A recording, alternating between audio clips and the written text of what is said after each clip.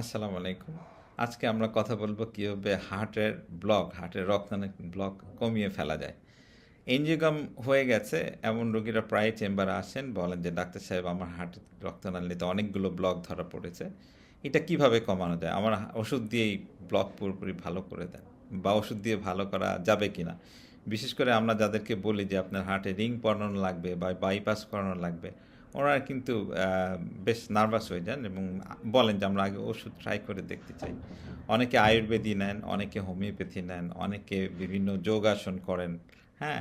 অনেকে তেল ছাড়া রান্না করে দেখেন যে হ্যাঁ, আমাদের একদম 100% হার্টটা ভালো হয়ে গেল।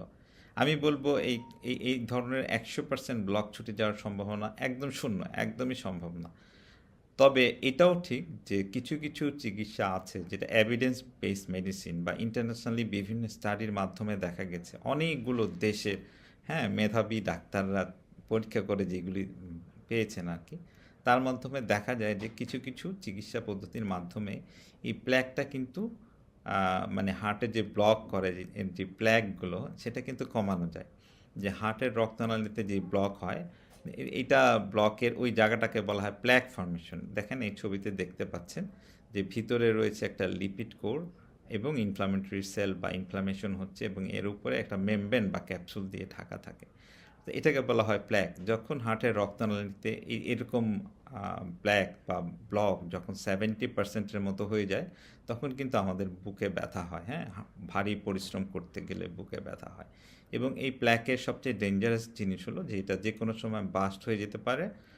বাস্ট হয়ে বা রাপচার হয়ে গেলে সাথে সাথে ব্লক হয়, যেটাকে আমরা বলি মায়োকার্ডিয়াল ইনফার্কশন, এবং তখন হার্ট অ্যাটাক হয়ে হার্টের মৃত্যুর সম্ভাবনা হয়। হার্টের মাসলগুলো মরে যেতে পারে, ইভেন কি আমরাও মরে যেতে পারি তখন।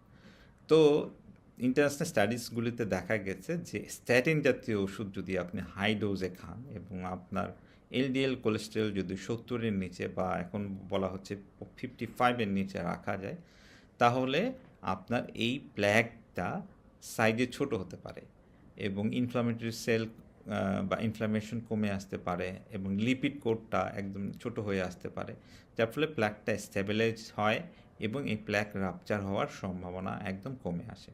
তো রিসেন্ট স্টাডিজে দেখা গেছে যে যদি আমরা হাইড্রোজ স্ট্যাটিন দেই রোগীকে, তো তাদের প্ল্যাকটা 6% পর্যন্ত ছোট হয়ে আসতে পারে। 6% কিন্তু একদম কম না। ধরেন আপনার যদি 70% ব্লক থাকে, 70% ব্লক থাকলে সাধারণত বুকে ব্যথা অনুভূত হয় বা শ্বাসকষ্ট হয়। তো 70% ব্লক থাকা অবস্থায় কাউকে যদি এই হাইড্রোস্ট্যাটিন দেওয়া যায় লং টাইমে, তাহলে কিন্তু দেখা যায় তার এটা যদি 66 বা 65% হয়, সিমটম কমবে। তার চেয়ে বড় কথা হলো প্ল্যাকটা স্ট্যাবিলাইজ হবে। স্ট্যাবিলাইজ হওয়া অর্থ হলো এর লিপিড কোর কমে আসা, ইনফ্লামেটরি সেল কমে আসা, ক্যাপসুলটা যদি ঠিক হয়ে যায়, তাহলে এটা কিন্তু হঠাৎ রাপচার হয়ে বা বাস্ট হয়ে আমাদের হঠাৎ হার্ট অ্যাটাক বা মায়োকার্ডিয়াল ইনফেকশন করতে পারবে না। কিন্তু প্রশ্ন হলো এটা কি সব রোগীর ক্ষেত্রে হয় কি না? এবং দ্বিতীয় প্রশ্ন হলো যে এই স্ট্যাটিনের সাইড এফেক্ট আছে কি না? আমি বারবার বলবো স্ট্যাটিন নেওয়ার আগে আপনার কার্ডিওলজিস্টের সাথে আলাপ করেন। উনিই আপনাকে ঠিক করবেন অ্যাট্রোভেস্টাটিন দিবেন না রোসোভাস্টাটিন দিবেন না আরও ওষুধ আছে ওগুলো দিবেন এবং এটা আপনার জন্য নিরাপদ কিনা। দেখা গেল এগুলো অনেক কিছুর উপর নির্ভর করে। আপনার বয়স কত, আপনার পরিবারে হার্টের রোগ আছে কিনা কারো, আপনার কোলেস্টেরলের মাত্রা কত, আপনার যে ব্লক হয়েছে ব্লক কতটা এক্সটেন্সিভ বা কত পার্সেন্ট ব্লক হয়েছে, সমস্ত হার্ট জুড়ে হয়েছে না অল্প কিছু ভেসেলে হয়েছে।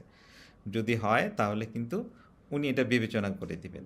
দ্বিতীয় কথা হলো যে যে কারণে আপনার এই হার্টে ব্লক হয়েছে বা প্ল্যাক ফর্মেশন হয়েছে, যেমন উচ্চ রক্তচাপ নিয়ন্ত্রণ না করা, সেটার ওষুধ কিন্তু খেতে হবে। আপনার অনিয়ন্ত্রিত ডায়াবেটিস ছিল, সেটাও কন্ট্রোল করতে হবে, নাহলে কিন্তু এটা বাড়তে থাকবে আবার। আপনি যদি ধূমপান করেন তো ধূমপান একদম করতে পারবেন না। তেমনি আপনার যদি লাইফস্টাইল সেডেন্টারি হয়ে থাকে, আপনি শুয়ে বসে সময় কাটান বেশিরভাগ, তাহলে আপনার কিন্তু সেই লাইফস্টাইল চেঞ্জ করে অ্যাক্টিভ লাইফস্টাইল বেছে নিতে হবে। তার মানে আপনার লাইফস্টাইল মডিফিকেশন একটা জিনিস, আদার ড্রাগস বা আদার ওষুধ নিতে হবে, সেই সাথে স্ট্যাটিন হাই ডোজে নিতে হবে। আমি আবার বলছি, তা আপনার কার্ডিওলজিস্টের পরামর্শ অনুযায়ী নিতে হবে। তো এইভাবে যদি আমরা মেনটেন করি তাহলেই কি আমাদের প্ল্যাক সবগুলো কমে যাবে? এর উত্তর হলো না। যদি দেখা যায় যে আমাদের যে প্ল্যাকগুলো পুরোপুরি ক্যালসিফাইড হয়ে গিয়েছে, তাহলে কিন্তু আর এটা কমবে না। আর আপনি যদি 70% প্লাস এরকম এর চেয়েও অধিক ব্লক থাকে এবং অ্যাক্টিভ সিমটম থাকে, সেক্ষেত্রে ওষুধ দিয়ে কিন্তু আপনার এটা নিয়ন্ত্রণ করা যাবে না। যদিও ওষুধগুলো শুধু স্ট্যাটিন না, আরও ওষুধও দেওয়া হয়। সেক্ষেত্রে আপনি মনে রাখবেন, পুরোপুরি ক্যালসিফাইড বা পাথরের মতো শক্ত হয়ে যাওয়া প্ল্যাক ওষুধ দিয়ে কমানো যায় না। সেক্ষেত্রে আপনার এনজিওপ্লাস্টি করতে হবে বা রিং পরাতে হবে। রিং পরালেও কিন্তু এই যে ক্যালসিয়ামটা পুরোপুরি চলে যায় না, ওটা ওই জায়গায় রয়ে যায়, ওটাকে চাপ দিয়ে দূরে সরিয়ে মাঝখানে একটা রিং পরিয়ে দেওয়া হয়। আর তারপরেও যদি পারা না যায়, ডাক্তার সাহেবটা কিন্তু বলে যে আপনার বাইপাস সার্জারি করতে হবে। তো নিরাপদ থাকতে হলে আপনার হার্টে যদি ব্লক হয়, আর্লি স্টেজের ব্লক হয়, কম ব্লক থাকে, তাহলে কিন্তু এই যে ডাক্তার সাহেবের কাছে গিয়ে স্ট্যাটিন নিয়ে এটাকে কিন্তু প্লাক রিগ্রেশনের মাধ্যমে বা প্লাকের সাইজ ছোট করে এবং স্ট্যাবিলাইজ করে নেওয়ার মাধ্যমে আপনি নিরাপদে থাকতে পারবেন।